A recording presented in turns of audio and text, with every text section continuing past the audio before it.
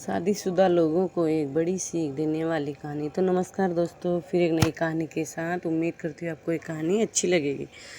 पत्नी ने ना जाने क्या किया था कि पति ने उसे एक के बाद एक कई थप्पड़ जड़ दिए।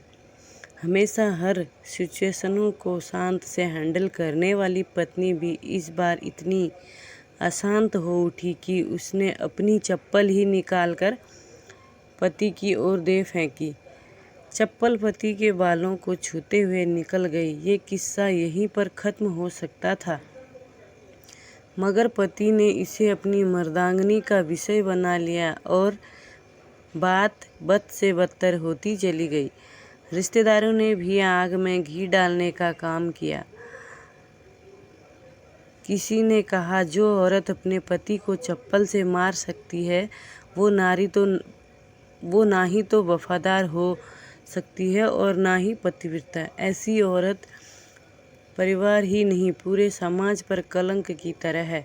बीवी के पक्ष वाले कहाँ पीछे रहने वाले थे।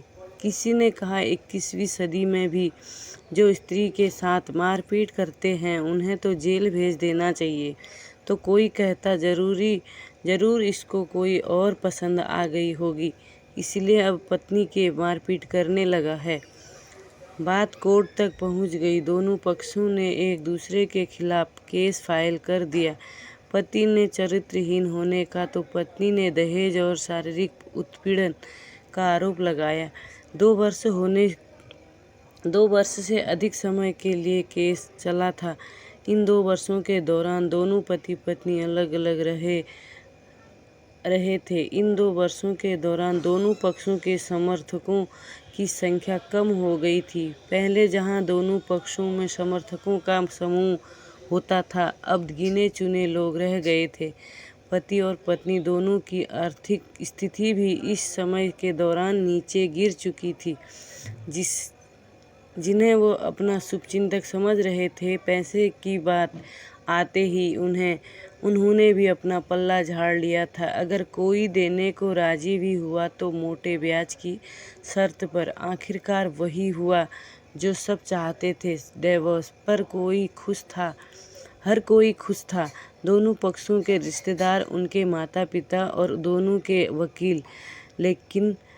लेकिन 5 साल की सुखद शादी और एक सुंदर बेटी होने के बाद मिले इस डिवोर्स से पत्नी मूक थी और पति शांत। शायद ये एक इत्तेफाक ही था कि इस खुशी को मनाने के लिए दोनों पक्ष के लोग एक ही चाय की टपरी पर बैठे, आमने सामने। इत्तेफाक इसलिए क्योंकि ज़्यादातर लोग जो एक दूसरे के विरुद्ध पक्ष को सपोर्ट कर रहे थे वो एक दूसरे को अच्छे से जानते भी नहीं थे। पति पत्नी भी इन सभी के साथ एक दूसरे के सामने मेज पर बैठे। पत्नी ने पति से कहा, अब तो खुश होंगे ना, तुम्हारे मन की जो हुई है मुबारक हो। तुम भी तो आज जीत गई हो।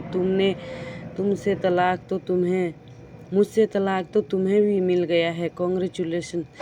पति ने कहा, तलाक को तुम जीत का प्रतीक समझते हो? पत्नी ने पूछा। पति चुप रहा। थोड़ी देर की शांति के बाद पति ने कहा, मुझे तुम्हें 5 लाख रुपए अभी और हर महीने 8,000 देने का आदेश है। अभी मेरे पास पैसे नहीं हैं, इसलिए मेरा जो सिटी में फ्लैट है उसे तुम्हारे नाम कर देता हूँ। पत्नी बोली, लेकिन उस फ्लैट की कीमत तो 18 लाख की है। हाँ, लेकिन हमारी बेटी तुम्हारे साथ है और आगे जाके उसके खर्चे भी तो बढ़ेंगे, तुम्हें थोड़ी आसानी होगी। पति ने कहा, नहीं, मुझे सिर्फ 5 लाख ही देना और तुम हर महीने 8,000 तो देने ही वाले हो। मैं मैनेज कर लूँगी। अगर 5 लाख नहीं है तब भी कोई बात नहीं, पत्नी बोली। अब दोनों फिर से शांत हो गए। पति सोचने लगा, कितनी भोली और समझदार है ये औरत, जो कुछ समय पहले तक मेरी पत्नी थी और अब अनजान। ये वही है जो कम से कम खर्चे में घर चलाती और पैसे बचाकर मेरे जन्मदिन और बर्थडे पर हमेशा मेरे लिए नए कपड़े खरीद लाती। कभी बीमार भी हो जाती तो पैसे बचाने के लिए मुझे मालूम ना होने देती और घरेलू नुस्खों के अपना इलाज कर लेती। मगर घर में कोई और बीमार होता तो तुरंत डॉक्टर के पास लेकर जाती। मेरी ही मति मारी गई थी। मैं ही अपनी झूठी मर्दांगनी के चक्कर में इतनी बड़ी गलती कर बैठा। पत्नी के दिमाग में भी उथल पुथल चल रही थी। अभी भी वैसा का वैसा ही है। पहले भी खुद से ज़्यादा हमारे बारे में सोचता था और अब भी वही कर रहा है। ये वही आदमी है जो मुझे एक्सीडेंट से बचाने के लिए खुद मोटरसाइकिल के आगे कूद पड़ा था और अपनी उंगली तुड़वा बैठा था। पता नहीं कौन सी मनहूस घड़ी में मैं झगड़ा कर बैठी। पति ने मौन तोड़ते हुए पूछा, अब तुम्हारे कमर का दर्द कैसा है? ज़्यादा तकलीफ तो नहीं होती? पत्नी हल्का सा मुस्कुराई और बोली, अभी भी होता है। अब तो पेट में भी क्रैम्स उठते हैं। वो तो होगा ही। तुम योगा या कसरत भी तो नहीं करती हो। अब किसी गायनकोलॉजिस्ट को जरूर दिखा लेना। पति ने कहा, तुम बताओ तुम्हारा अस्थमा कैसा है अब? क्या अब भी दौरे पड़ते हैं? पत्नी ने पूछा। हाँ पड़ते हैं, पहले से ज़्यादा, क्योंकि अक्सर इनहेलर भूल जाया करता हूँ याद दिलाने के लिए तुम जो नहीं हो। अब पति बोला। पत्नी के आंखों में आंसू आ गए। वो बोला, तुम्हें मेरे चरित्र पर सवाल नहीं उठाने चाहिए थे तो ये परिस्थिति आती ही नहीं। हाँ मैं जानता हूँ तुम बहुत अच्छी हो। मुझसे गलती हो गई, बहुत बड़ी गलती। मैं लोगों के बहकावे में आ गया था। पति बोला, तुमने भी तो मुझ पर दहेज का इल्ज़ाम लगाया था। वो बोला, गलत था और इस बात का मुझे भी पछतावा हुआ। पत्नी ने कहा। पति कुछ कहना चाह रहा था लेकिन हिचकिचा रहा था। पत्नी ने पूछा, कुछ कहना चाहते हो? वो बोला, क्या सब पहले जैसा नहीं हो सकता? क्या मतलब?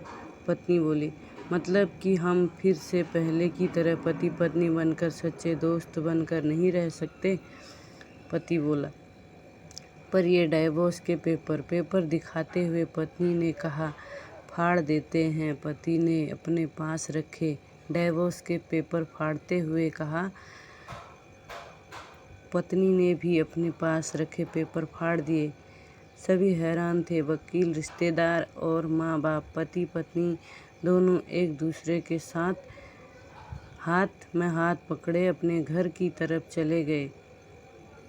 दोस्तों, ये कहानी उन हर पति पत्नियों के लिए बड़ी सीख है जो छोटी छोटी बातों पर लड़ते हैं और इन झगड़ों को बड़ा बना के अलग होने का डिसीजन लेते हैं। प्यार और झगड़ा तो एक सिक्के के दो पहलू की तरह हैं। दोनों को स्वीकार करना होगा, तभी ये पवित्र रिश्ता उनकी मंजिल तक पहुंचा पाएगा। तो दोस्तों, उम्मीद करती हूँ आपको ये कहानी अच्छी लगी होगी। लाइक शेयर करना और हमारे चैनल को सब्सक्राइब करना ना भूलना। हमारे चैनल में ऐसे मोटिवेशनल प्यारी सी कहानियाँ सुनने को मिलेंगी और आगे मिलते हैं एक मोटिवेशनल प्यारी सी कहानी में।